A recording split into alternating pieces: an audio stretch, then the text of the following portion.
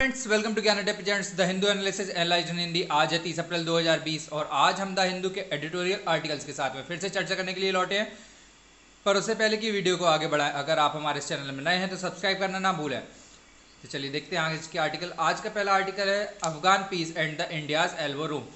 तो ये कोविड-19 की जो परेशानी से थोड़ा हट के आर्टिकल ये काफ़ी टाइम बाद आया है, देखने को मिल रहा है।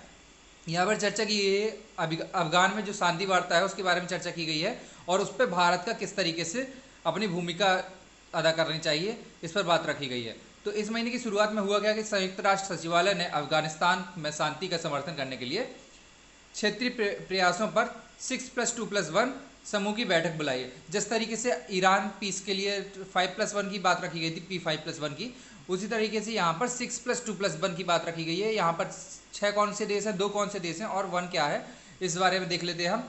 तो जिसमें 6 पड़ोसी देश शामिल है।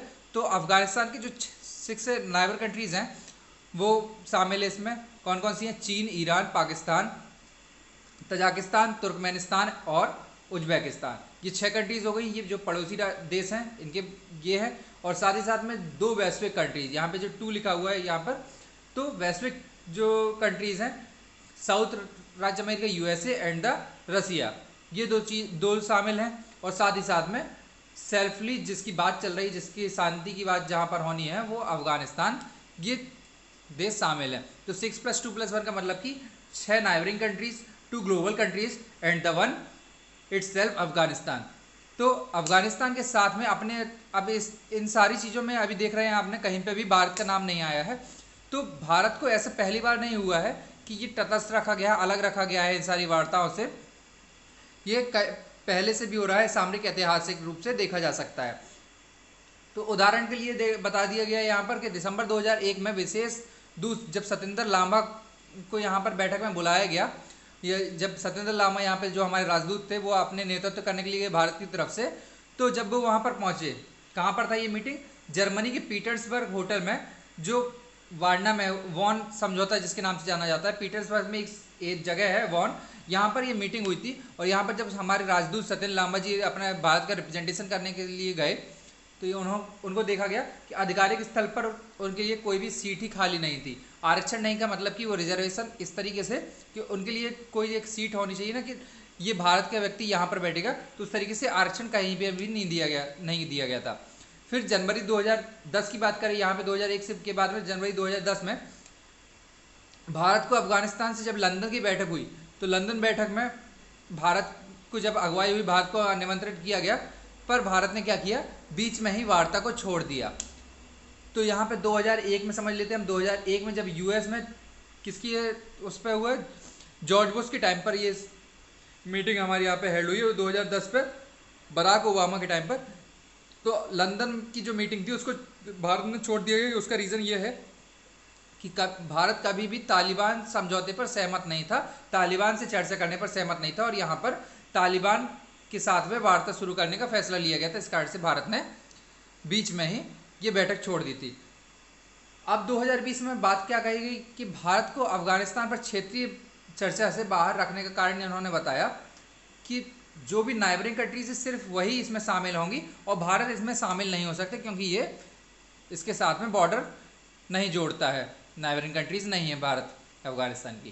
तो इस तरीके से यहाँ पर चर्चा की गई। लेकिन एक्चुअल फैक्ट ये है कि जो नई दिल्ली में कभी भी अमेरिका बात की गई है, अभी अपन पहले चर्चा कर चुके हैं कि भारत कभी भी तालिबान समझौते से, तालिबान वार्ता से सहमत नहीं था, जिस कारण से वह इन सभी में शामिल नहीं किया गया। तो अमेरिकी तालिबान शांति प्रक्रिया के लिए अपने समर्थन की घोषणा नहीं की है उसने कभी भी, भारत ने। तो 2001 और 2010 में जब भी इसका बहिष्कार हुआ, तो एक बखूबी तौर पर भारत ने इसका सामना किया और इससे लड़कर बाहर अपने आप को अच्छे से रिप्रेजेंट किया है विदेश नीति के तौर पर। वॉन समझौते में राजदूत लैम्बा को व्यापक रूप से यह सुनिश्चित करने के लिए श्रेय दिया गया था कि उत्तरी गठबंधन, जो वहाँ पर एक पार्टी थी जहाँ पर हामिद करजई, जो उस टाइम के सत्ताधारी पार्टी के प्रेसिडेंट थे, तालिबान शासन को बदलने में अंतरिम सहमति में आए थे।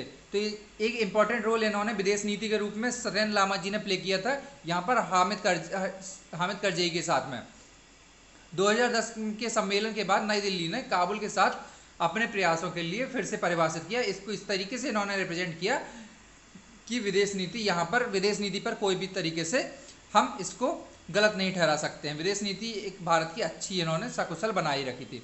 और साथ ही साथ में 2011 में प्रधानमंत्री मनमोहन सिंह, 2011 में प्रधानमंत्री जो हमारे थे मनमोहन सिंह और अफगानिस्तान के राष्ट्रपति करजई जी के ऐतिहासिक रणनीतिक साझेदारी समझौते पर हस्ताक्षर भी इन दोनों ने मिलकर किए।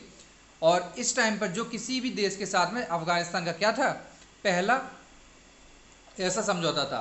अफगानिस्तान के साथ में पहला ऐसा समझौता किसके साथ में हुआ, भारत के साथ में इस तरीके से हुआ। सार्वजनिक रूप से तालिबान के साथ में कभी भी चर्चा पर भारत सहमत नहीं था। उसने किस चीज़ों के लिए स्थिति बनाई हुई थी कि वह चर्चा किस पे करेगा, एक अफगान की अगुवाई वाले राज्य पे। अगर जब अफगान की अगुवाई होगी, अफगान का स्वामित्व होगा और अफगान से नियंत्रित होगा, मतलब कि powers, ownership and the control, तीनों चीज़ें क्या होंगी, अफगान सरकार के द्वारा होगी, तभी भारत इन सब चीज़ों पे सहमति अपनी दिखाएगा। और सबसे बड़ी समस्या यहाँ पर आ रही है कि ये सारी चीज़ें देखी जा रही हैं कि भारत सिर्फ एक ही हिस्से पर अपने रिश्ते बनाए हुए हैं। यहाँ पर आज की डेट में देखा जाए तो 2 प्रेसिडेंट हैं, अब्दुल्ला और अशरफ गनी। तो अशरफ गनी के साथ में ही सिर्फ एक तरफा समझौता बनाने के कारण भारत को हो सकता है कि काफ़ी ज़्यादा परेशानियों का सामना करना पड़े, काफ़ी ज़्यादा समस्याएं झेलनी पड़े और इसके साथ में इसको तटस्थ होना पड़े। तो ये सारी चीज़ें बताई जा रही हैं क्योंकि अमेरिकी तालिबान वार्ता से हो सकता है कि अगर तालिबान सरकार सत्ता में आ जाती है और ज़्यादा पावरफुल हो जाती है तो भारत का और अफगानिस्तान का समझौता ख़त्म हो जाएगा। और अफगानिस्तान पर ही हम यहाँ पर अफगानिस्तान के पास में ही चाबहार पोर्ट बना रहे हैं, जिसमें काफ़ी सारी समस्याएं उत्पन्न हो सकती हैं आगे चल के। तो उसके साथ में फिर भारत की सद्भावना को क्या दर्शाता है, यहाँ पर बोला गया है सरकार को अफगानिस्तान में होने वाली सद्भावना भारत के विशाल भंडार को हुए नुकसान पर भी विचार करना चाहिए। यहाँ पर जो भी हमारे चेंजेस हो रहे हैं उस पर अफगानिस्तान को देखते हुए भी हमें विचार करना चाहिए, ऐसी बात बोली जा रही है। क्योंकि देश में हालिया घटनाएं, विशेषकर नागरिकता संशोधन अधिनियम जो आया, CAA आया था,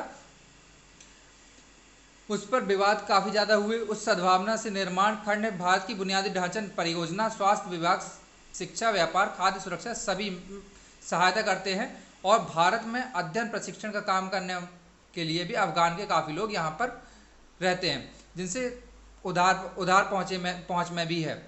इन सबसे ऊपर यह एक बहुलवादी समावेशी, अब हमारा भारत देश माना जाता है बहुलवादी, सबका साथ सबका विकास वाला देश माना जाता है, जहाँ पर अनेक धर्म, जाति, लिंग के लोग एक साथ मिलकर रहते हैं।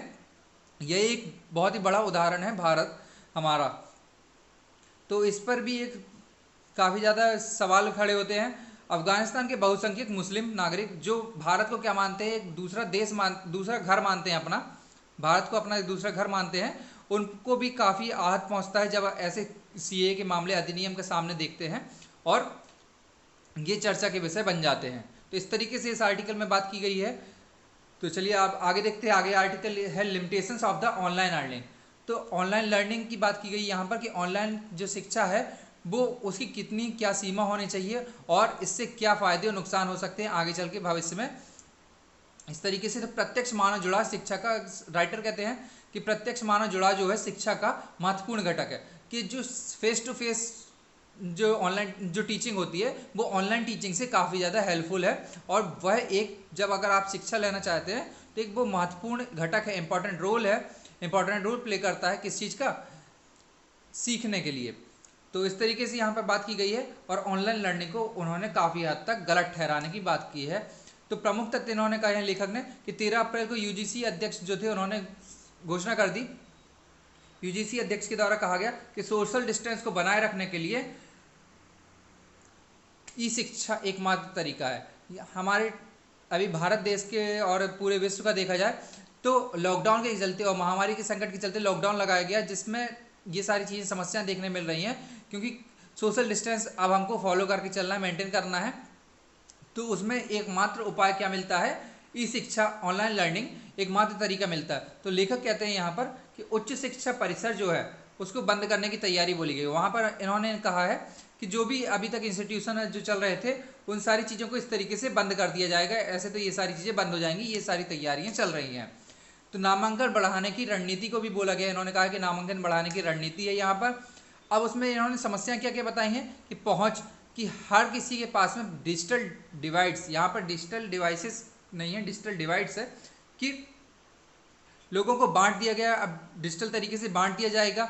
गहराई और विविधता, तो राइटर के द्वारा बोला जा रहा है कि जो शिक्षा है, जो सामने फेस टू फेस की बात की गई है कि जो आप सामने टीचर के सामने बैठ के सीख सकते हैं, क्या वह पॉसिबल हो सकेगा ऑनलाइन टीचिंग से? तो वह तो आप लोग आज की डेट पे देख ही रहे हैं कि जिस तरीके से ऑनलाइन लर्निंग से ज़्यादा हेल्प हो रही है, तो वो ज़्यादा काम काज है। आप लोग खुद इस चीज़ का खुद जवाब दे सकते हैं कि ऑनलाइन लर्निंग हेल्पफुल है कि नहीं है।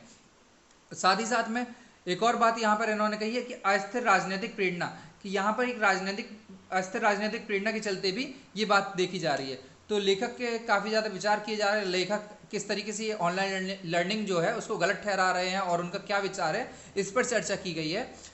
तो चलिए आज के लिए बस इतना ही। आशा करते हैं आपको हमारा ये वीडियो पसंद आया होगा। पसंद आए तो लाइक करें, ज़्यादा से ज़्यादा शेयर करें और सब्सक्राइब करना ना भूलें। Thank you.